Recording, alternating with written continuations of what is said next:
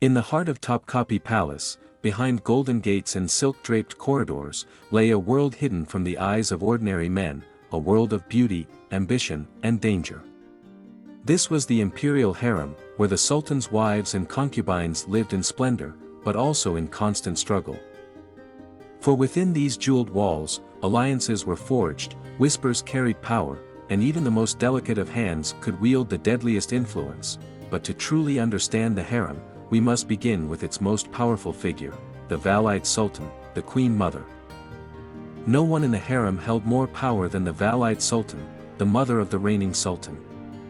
She had once been a concubine herself, rising from the shadows to bear the ruler's heir.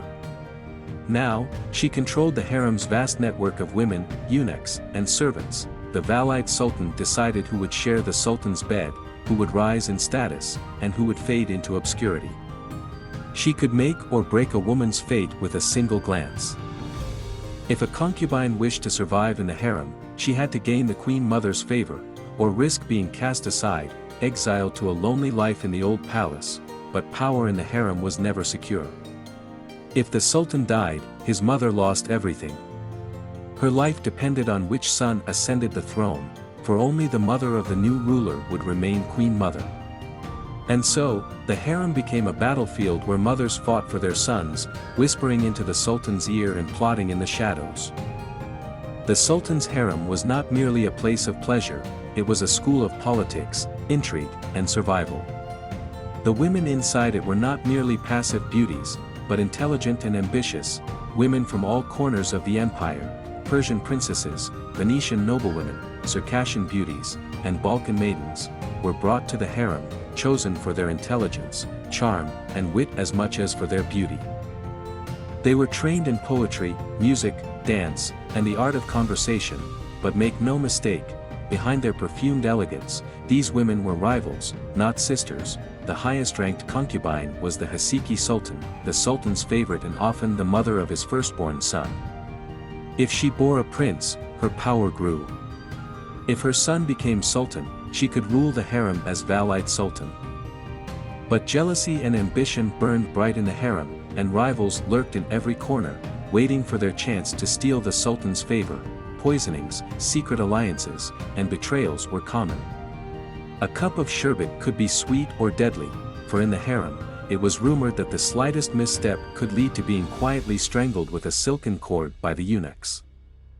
The harem eunuchs were the only men allowed inside these forbidden halls. They were powerful, trusted by the sultan, and served as spies, messengers, and guardians. There were two kinds of eunuchs: the white eunuchs, usually of European origin, served as tutors and administrators. The black eunuchs, brought from Africa, controlled the harem itself. The leader of the black eunuchs, the Kislar Aga, was one of the most influential men in the empire. He could make or break a concubine's future, deciding who would be presented to the sultan and who would remain forgotten in the depths of the harem. It was whispered that the most cunning of eunuchs played both sides, carrying messages between concubines, pitting them against each other for their own benefit. No story of the harem is complete without the tale of Hürrem Sultan, also known as Roxolana. She was no ordinary concubine, she was a woman who rose above all others, changing the course of Ottoman history. Born a Christian slave from the lands of Ruthenia, modern-day Ukraine, Hürrem was brought to the harem as a concubine. But she was not content to remain just another woman in the sultan's bed. She captured the heart of Sultan Suleiman the Magnificent, using her intelligence, charm, and wit. Unlike previous concubines, who were dismissed once they bore a son, Hürrem remained by Suleiman's side. She became his most trusted advisor, his partner, and eventually, his legal wife, something unheard of in Ottoman history.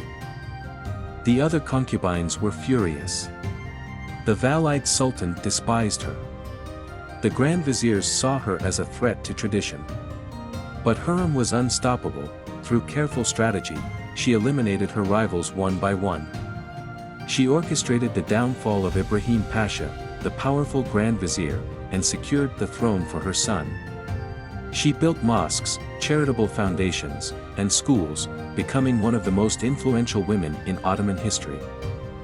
And when she died, she was not forgotten. She was buried beside her beloved sultan, forever shaping the empire's legacy. As the centuries passed, the Ottoman harem lost its power. The sultan's mothers and wives still wielded influence, but corruption and excess weakened the system. Some sultans became prisoners of their own harem, more interested in pleasure than in ruling. The empire fell into decline, and by the 19th century, the harem's days were numbered. In 1909, with the fall of the Ottoman monarchy, the harem was officially dissolved. The women who once lived behind its golden doors walked into the outside world, some returning to their homelands, others fading into history. But the legend of the Ottoman harem remains, a tale of love, power, ambition, and betrayal. Behind the veils and silk curtains, it was not just a place of beauty, but a battleground for those who dared to dream of ruling an empire from within.